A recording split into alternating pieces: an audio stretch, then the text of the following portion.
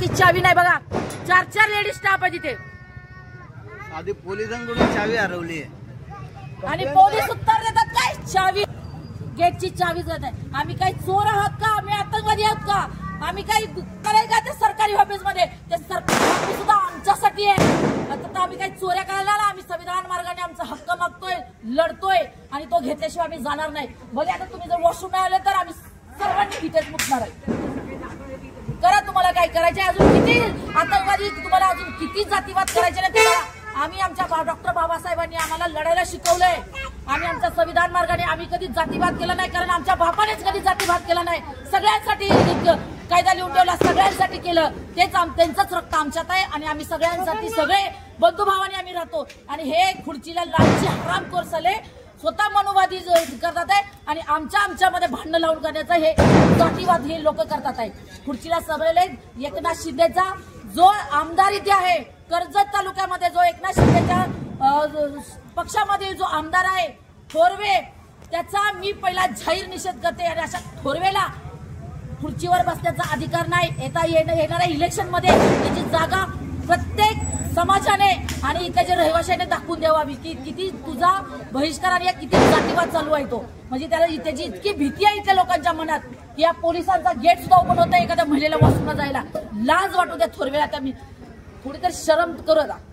एक नेरूळचा वरिष्ठ पोलीस निरीक्षक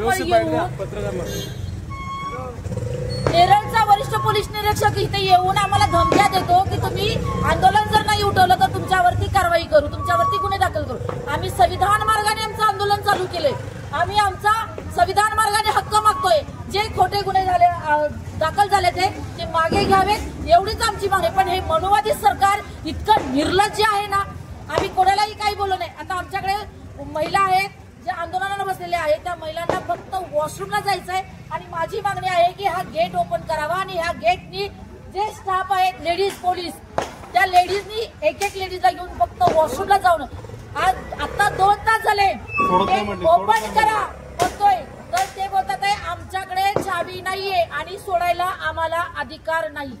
म्हणजे हे जे डीवायएसपी ऑफिस आहे हे डीवायएसपीच्या घरचं ऑफिस आहे का, हे सरकारी ऑफिस आहे आणि तिथलं वॉशरूम वापरायला प्रत्येकाला अधिकार आहे। डीवायएसपीच्या घरचं नाहीये, त्याचा मेंटेनन्स, त्याचा जो खर्च आहे तो आमच्या गोरगरिबांच्या खिशातून जातो, त्यांचा पगार सुद्धा आमच्या गोरगरिबांच्या खिशातून जातो। अरे तुम्ही मोठमोठे हप्ते घेऊन तुमच्या प्रॉपर्टी जमा केलेल्या आहेत, हे सरकारी ऑफिस तरी सोडा, लाजा वाटू द्या की एखाद्या महिलेला वॉशरूमला घेऊन जात नाही। आज एखाद्या महिलेला वॉशरूमला घेऊन जायला सुद्धा तुम्हाला हे गेट ओपन करायला हरामखोरानं लाजा वाटत आहे तुम्हाला। स्थानिक आमदार महेंद्र तोरवे, अरे साहेब तुम्हाला आमचे मत चालतात का, तुम्हाला आम्ही चालत नाही का, काय हा प्रकार, समाधानी तर जगायचं का नाही जगायचं, नाही जगायचं तुम्ही आम्हाला फाशी द्या, पोलीस प्रशासनाला सांगा की आम्हाला गोळ्या मारा, काय लाजीरवाणी गोष्ट आहे।